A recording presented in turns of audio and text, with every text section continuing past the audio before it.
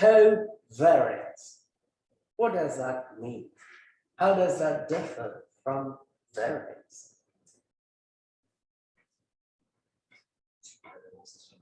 We have two different random variables instead of one. So covariance simply is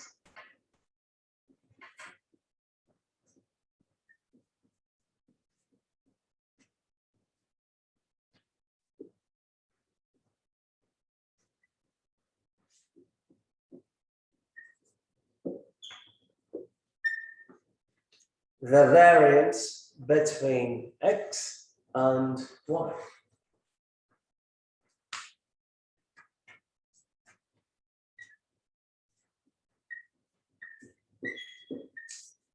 The covariance between two random variables, x and y,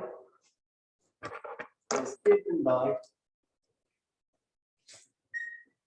expectation of x, y minus expectation of x times expectation of y.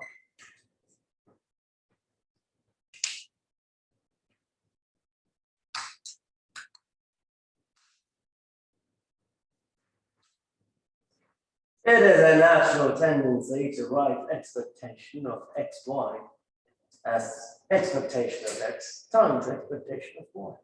Correct.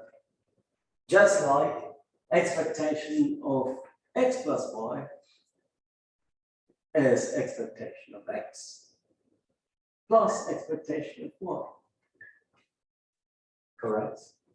So naturally your brain would go, oh, I can split this up, right? So that's expectation of x times expectation of y. Well, in that case, this would always be 0. Why would we even care about covariance? We don't need it. But it will be true under one condition.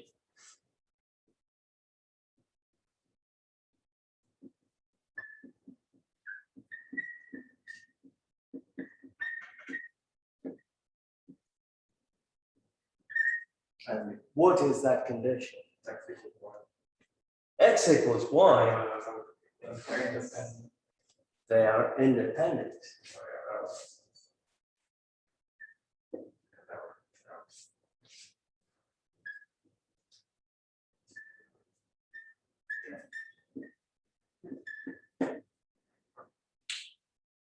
Right? And if x and y are independent, what happens to their covariance? Will be 0.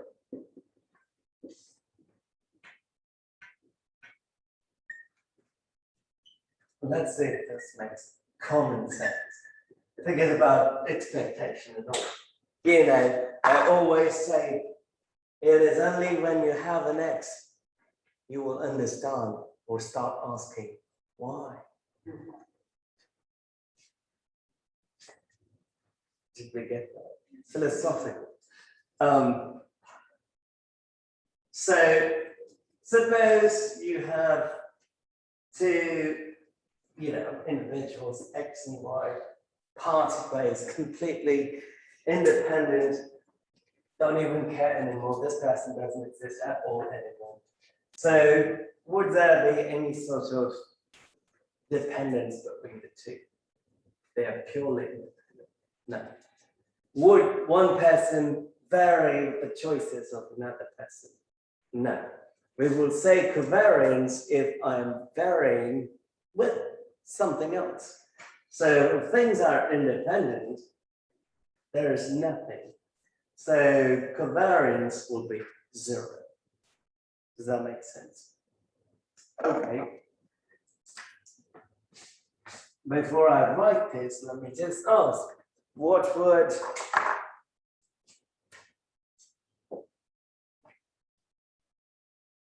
if y is narcissistic in the sense y is x itself? What would covariance of x and x equal to?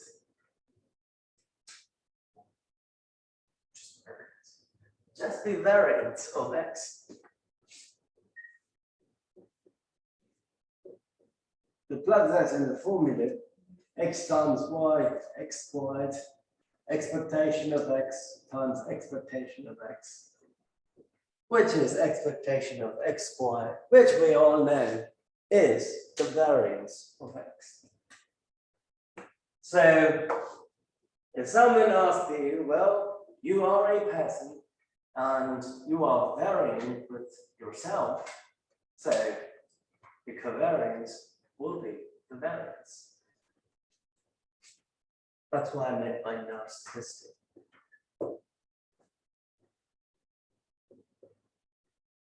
Suppose A is a number, right? Some number. A is a constant, not a random variable.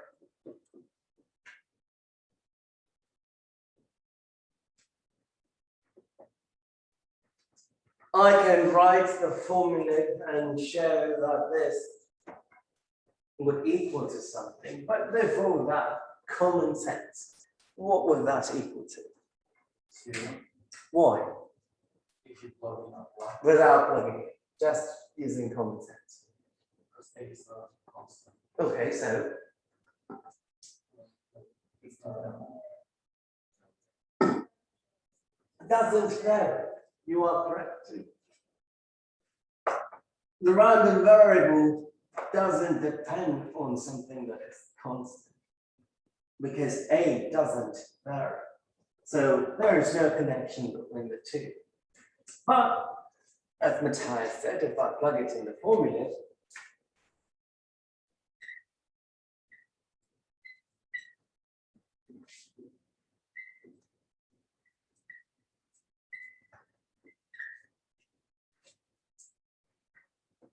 I can pull A out. That is one way of looking at things. What is another way of looking at things? X has nothing to do with A, right? They are independent. So, same thing.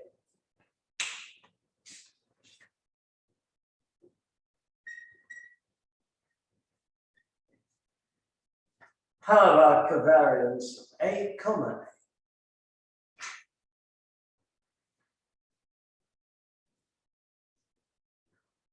Oh. Chris says 0. Why? all the expectation of a. Well, okay, let's use common sense. Without, Yeah, expectation of a squared. without using the formula. If you had to explain it in layman's terms without using math, and say covariance of A, comma A, A is a constant. There's a variance between. what is the variance between two constants? 0. 0. Yeah. How could two constants vary? Exactly. Or even if it is the same constant, doesn't Variance matter. is gonna constant anything.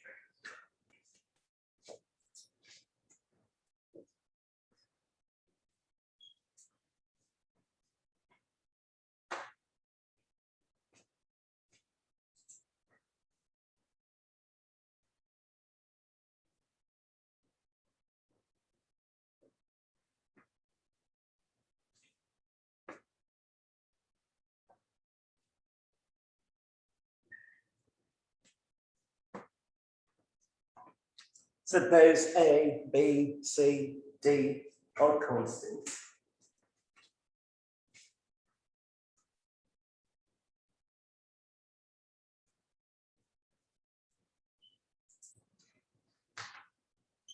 X, Y, U, D are random variables.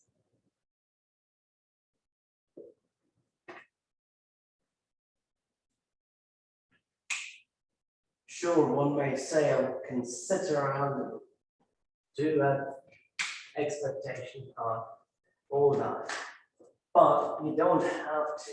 There is an easier way to write this out.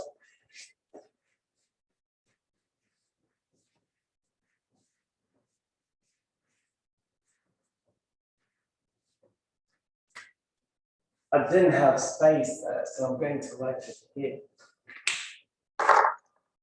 So it sort of is like distributed. So you take covariance of AX and CU later. Guys, even paying attention. Covariance of AX and CU plus covariance of AX and DV. Covariance of BY and CU.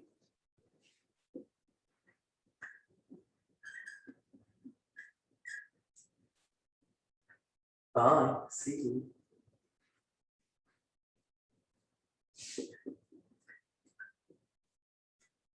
And extremely awful today.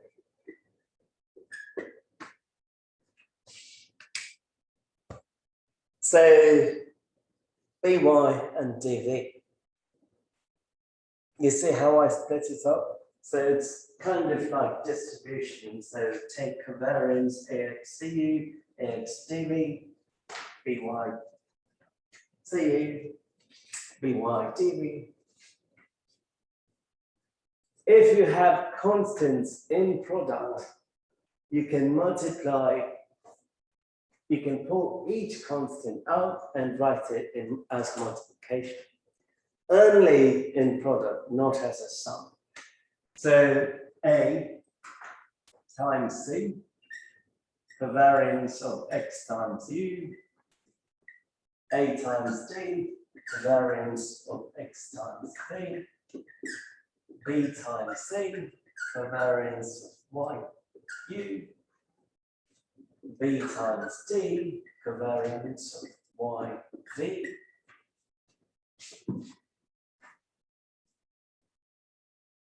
Yes? And that's it. We simply find the covariances, plug it all in, then I would know the covariance between those two variables.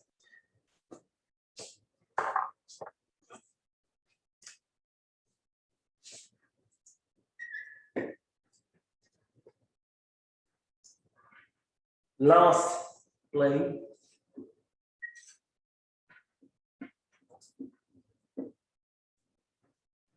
correlation of X and Y. Now, if X and Y are independent, the covariance will be 0. The converse is not true, in the sense, just because X and covariance of XY is 0 doesn't always imply X and Y are independent. The only way to determine if two random variables are independent is when which condition is satisfied.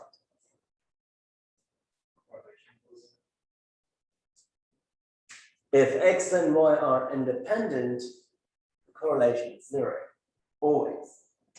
But if correlation is 0, it doesn't imply X and Y are independent. So in statistics, there is a condition for us to say X and Y are independent, a very strong condition.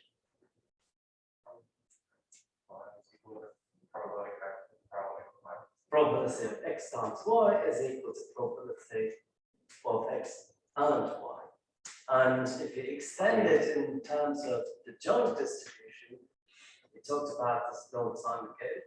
If random variables are independent, the joint distribution can always be written as the product of their individual densities. So why do we need correlation? Why can we not stick with just covariance? Covariance has support from not support, range or domain from negative infinity to infinity. It could be any real number. However, just because you have a covariance of 1,000 between X and Y, the covariance is 1,000. X and U, the covariance is 1,500. Just because that is the case, it doesn't imply that X and U has a stronger connection or dependence compared to X and Y. That makes sense. So this will indicate that there is some sort of positive relationship. But just because the magnitude is higher for these two random variables, it doesn't imply the dependence of X and U is greater than X and Y. So we need some sort of normalization, and that's where the correlation comes into play. Correlation between X and Y is simply the covariance of XY divided by the square root of variance of X times the square root of variance of Y. And that number